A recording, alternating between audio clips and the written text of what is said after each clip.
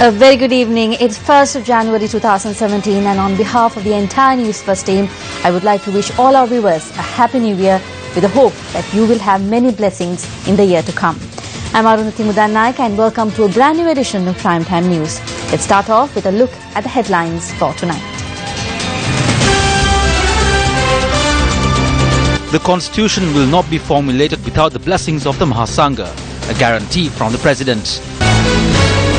What is happening to the Auditor General's reports?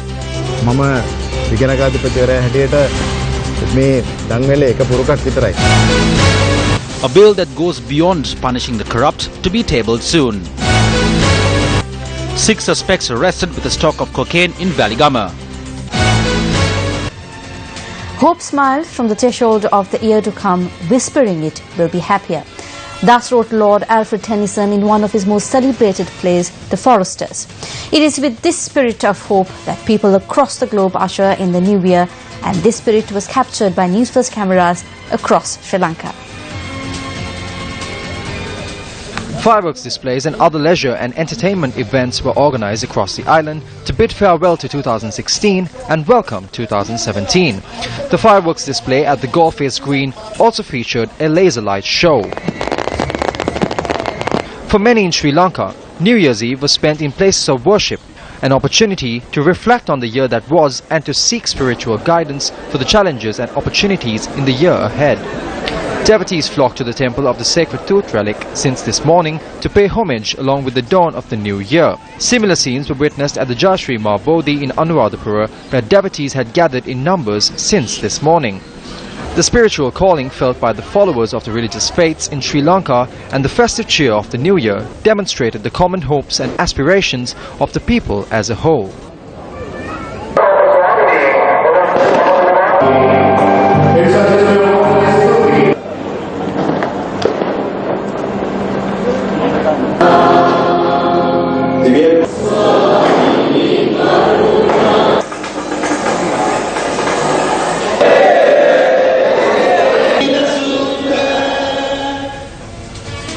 Countries around the world are celebrating a new year as they welcome in 2017. Well, this is how a number of countries across the world bid farewell to the year 2016. I know I can be somebody, be somebody. Samoa was the first to celebrate 2017, with New Zealand and Australia soon afterwards. Hong Kong ran in the new year in style with an impressive colourful firework display. Dubai put on an impressive show when it hit midnight in the United Arab Emirates. Moscow celebrated an hour later along with Ankara, Baghdad and others. In Berlin, armoured tanks were deployed and a major police presence was on hand for the display at the Brandenburg Gate.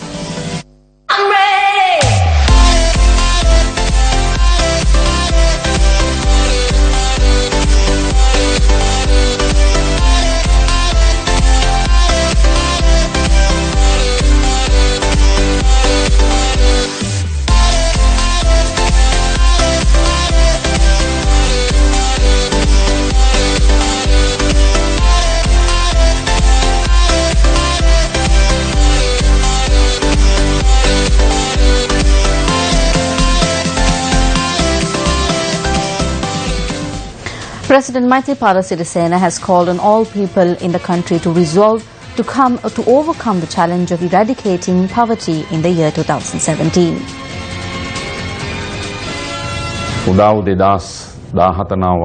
I would first like to wish all of you prosperity and happiness in the new year 2017. The government has declared the year 2017 as the year to eradicate poverty. As a country, we must all understand that the complexity that surrounds various fields, be it social, economical, political, environmental or technological. We must take all of this into consideration, and it is the responsibility of all of us to make this country one of the most beautiful and one of the most prosperous countries in the world. It is imperative that we have unity and peace among us to achieve this. Also issuing a message for the new year, Prime Minister Ranil Wickremesinghe called on all people to commit to a broad attitudinal change in the year 2017. He said that all Sri Lankans must support efforts to build a stable economy and achieve reconciliation. Leader of the opposition, Arif Sambandhan, in his greetings said 2017 will be a crucial year as the country is expected to find a permanent and lasting solution to the national question. In his message, the opposition leader appeals to all the people to strive hard to not let diversity become a barrier in building a prosperous and peaceful country for future generations.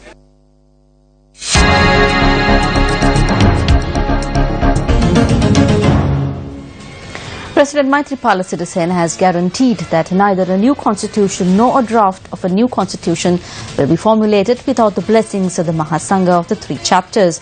The President gave this assurance when he obtained blessings from the Mahasangha for the new year. Upon calling on the chief prelate of the Askiri chapter of the CM sect, Most Venerable Vadakaguda Sri Yanavatana Thedo, President Sirisena said that not a single article which will harm the country will be included into the draft of the constitution. Most Venerable Vadakaguda Sri Yanavatana Thedo pointed out to the President that the general public have not been made aware of the measures taken by the government during the process of obtaining public views when formulating the new constitution. At this instance, the President assured that the public would be granted another opportunity to submit their proposals. Subsequently, President Maithripala Sirisena called on the chief prelate of the Malwatu chapter of the CM sect, Most Venerable Tibbatuwave Sri Sumangala Thera. The chief prelate pointed out that the public is unaware of the tasks undertaken by the government, including the President over the past 2 years, to bring about a social and political transition to ensure the freedom and democracy in the country. Meanwhile, this morning, President Maithripala Sirisena engaged in religious activities at the Somavatiya sacred grounds in Polonnaruwa. The puja to invoke blessings was organized by the Employees Trade Union of the Ministry of Mahaweli Development and Environment.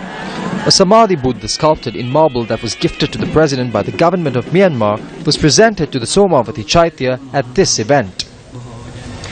479 patients were admitted to the accident ward of the National Hospital in Colombo as a result of injuries sustained in accidents related to New Year celebrations.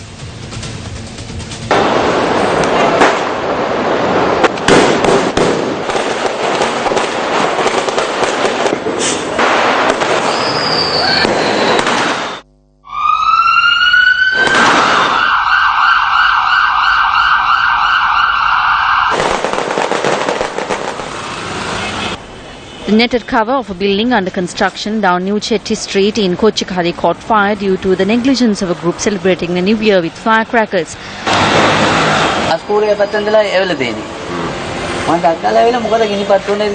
Deputy Director General of Health Services Dr. Anil Jasinger says that a higher number of accidents caused by the unsafe use of firecrackers have been reported this year.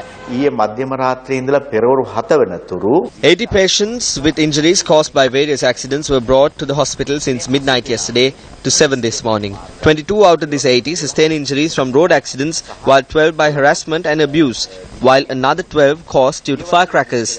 Last year, during the same 6 hours, 10 accidents caused by firecrackers were reported, and only a few patients out of the 10 incidents were hospitalized. But this time around, 7 people were hospitalized from the 12 accidents reported. We hope that during the coming few days, the general public would be more cautious and minimize such accidents.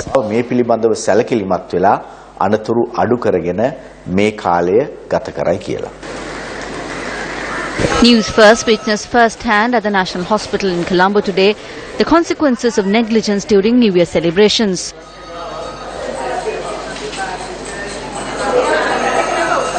Think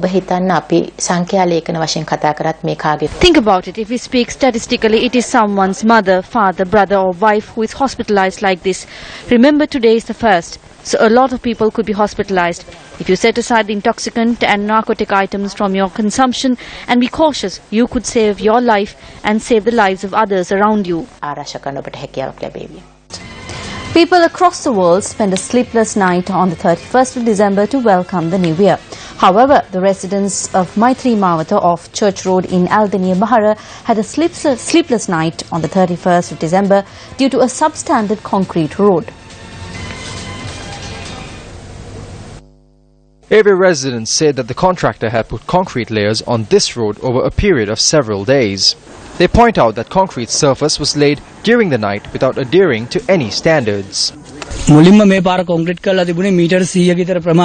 about 100 meters of the road was layered with concrete at first, then they did it to the proper standard within a 4-inch layer. There was about 20 to 30 feet to be completed under the second phase. The contractor did not level the road. The bowser would come and just dump concrete and go. They come around 6 in the evening. The road is 4 inches thick only on the sides. The middle has only a 2-inch layer of concrete. Though we spoke to the contractor, he did not listen to us. Then he continued to work after a gap of about 2 days. Therefore, the road was closed for about 2 weeks and vehicles could not move on this. Now on the 31st also, they came in the night and had dumped concrete and gone. It is very visible that this is not 4 inches of concrete. It is very difficult for a vehicle to travel on this road as the road has not been leveled. The contractor and his team arbitrarily arrived at the work site, resurface a small section with concrete and then leave. When the contractor attempted to do the same last night, every resident had protested. Though the first phase of this road was constructed according to the proper standard, every resident said that the same procedure was not followed when completing the second phase. Accordingly, area residents contacted the contractor in questions over the phone last night. We came there in a hurry the other day. I had some problems, but I was told to complete this by the 31st. This contract was not under me. It was taken by someone else. Since the payment would be revoked, they asked me to complete it. It was the TO who asked me to do this. I usually do my work properly.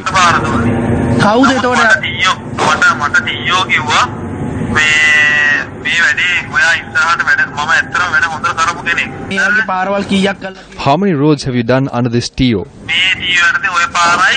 I have done this road and another, which was under the same situation. I know we have made mistakes. If the concrete was laid with labourers, this would not have been a problem. How many such substandard roads under the purview of local government bodies were completed by such contractors? He continued to lay concrete amidst our protests. He completed this stretch of 20 to 30 feet on 3 or 4 occasions. The contractor does it secretively. They have destroyed public property. They should prohibit such contractors from taking over other contracts.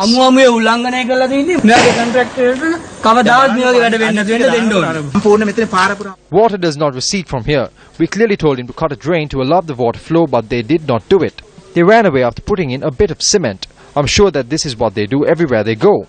We should not allow state property to go to waste in this manner, because it is the people's money. At a time when local government elections are being broadly discussed among the people, it is appropriate to look into whether local government representatives elected by the people are fulfilling their responsibilities. Such substandard projects provide only an inkling of the extent of the failure of local government bodies and representatives. Widespread failure in dengue eradication measures on the part of local government has contributed to the spread of the epidemic, and in the end, it is the innocent public that pays with their lives. Yesterday, Newsfirst reported on the death of a 33-year-old woman from Peralia in Hikkadua who succumbed to dengue. The catastrophe here is that there are still more than 20 dengue patients in Peralia. A 20-year-old woman succumbed to dengue in Ihalabianvilla, Kadavatha today. Area residents claim that while numerous complaints have been made about an open well that has become a haven for dengue mosquitoes to breed, the relevant local government body has taken no action. The area also lacks a proper waste management system.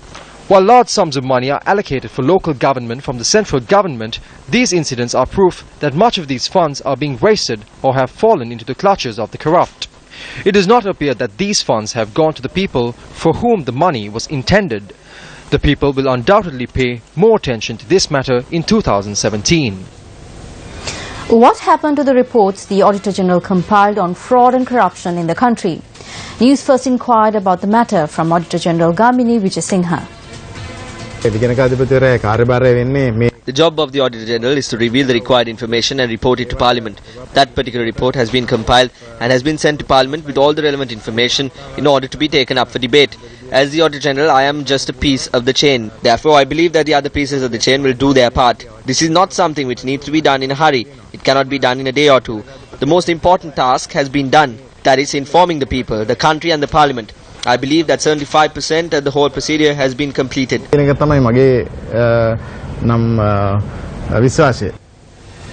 News First also questioned the Auditor General if his post would be affected due to the fact that he is vocal on the misuse of money, fraud and corruption.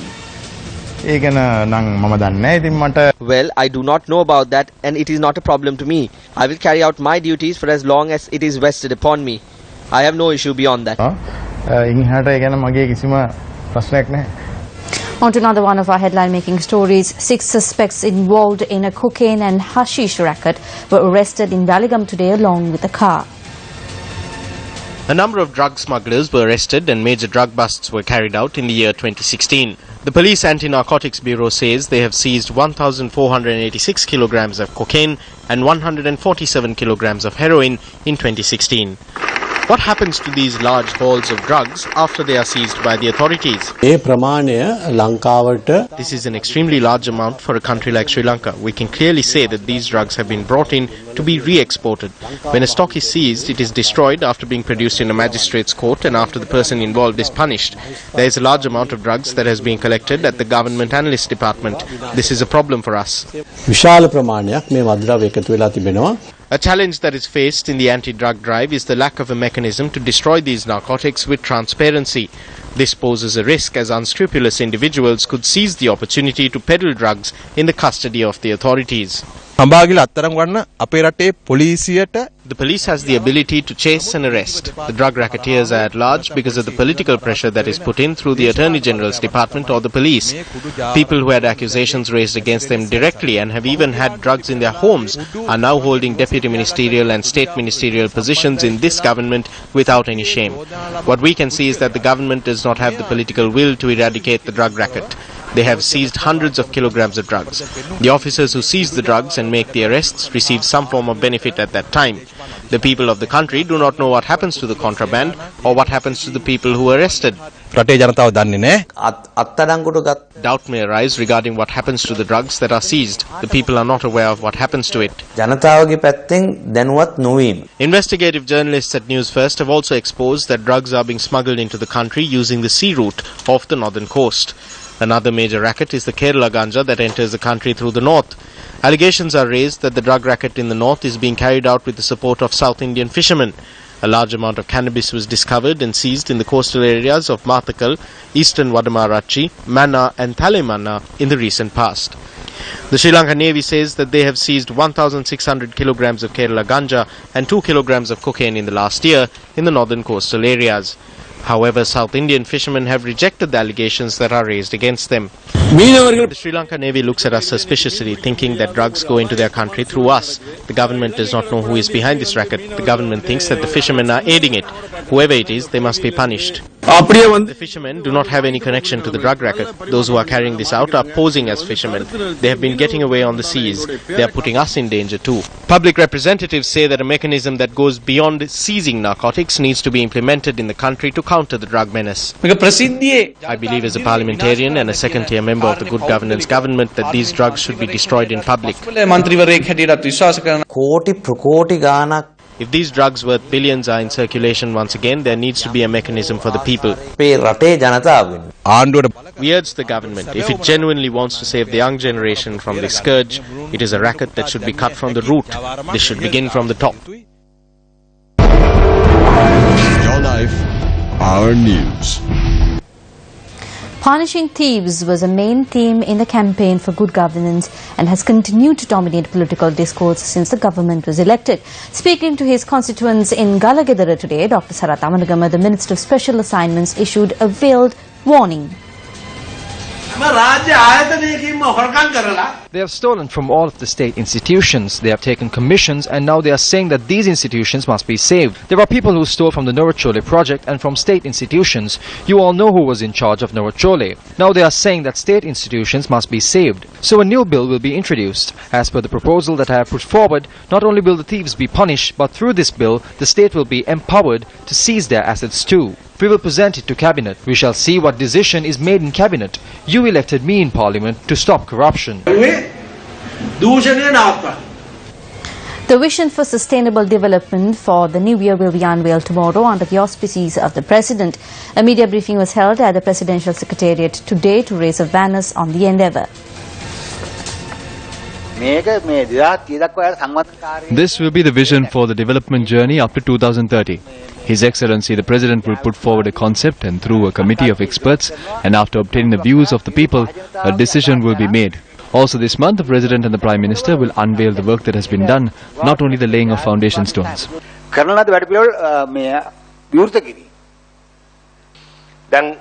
All this time people have been asking what has been done, so we have begun to show what is being done. Parallel to this program, each and every ministry has also formulated programs. Each will have to do at least one beneficial task and provide relief. These have been prepared and will be implemented during the course of the year. A journey in search of the famed blue whales of Sri Lanka. Newsfirst Sumudhu Ranasinghe filed this report. The blue whale is believed to be the largest animal on Earth. Sri Lanka has been gaining popularity as a whale-watching hotspot in recent years, with the chief attraction being the giant blue whale. On our journey, we travelled 7 nautical miles from Mirissa, part of the Coast of Giants. A friendly pod of dolphins guided us on the journey.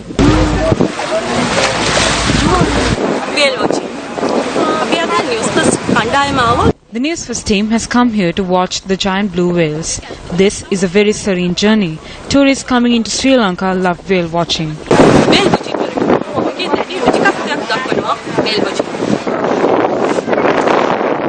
Sri Lanka's blue whales are unique in that they are a residential pod which remains in the bountiful waters surrounding the island all year round.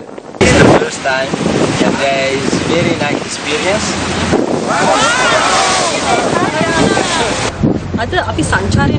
One of the biggest problems we encountered during the tour was a competition between the boats when the whales emerge from the depths. This prevents tourists from having a truly enjoyable experience.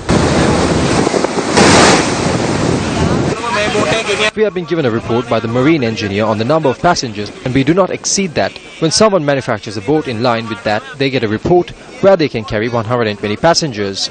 Our problem is that there are 2 reports for the boats manufactured in the same shipyard. Competition between the boat operators has a harmful impact on the marine life, including the whales and the dolphins. The tourist boat operators chase after a single animal. The whale surfaces once every 8 to 12 minutes for oxygen to breathe. As a result of the boats getting too close, the animals stay under. When the animal is unable to surface, it goes towards the deep sea and the boat operators chase after them. Then the whales and dolphins go towards the shipping lanes where they risk collision with large ships and injury or death. When you are about 400 meters from the animals, you must reduce speed. They have been ordered not to accelerate. They have been told to switch off their engines too. But there is no regulation to ensure that this is followed.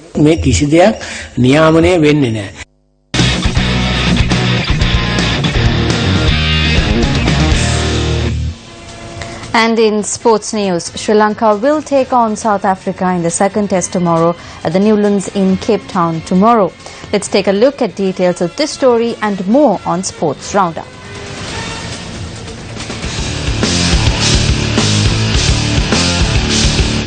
Speaking a day before the second test, Sri Lanka captain Angelo Matthews said his team needs to be more mentally tough.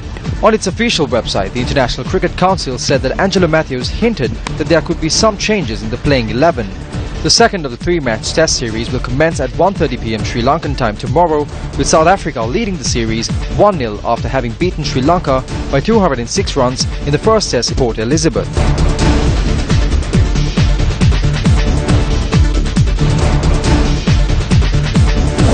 Well, that's a look at primetime news for tonight. Thank you very much for joining us. May you be happy the whole year through. Good night.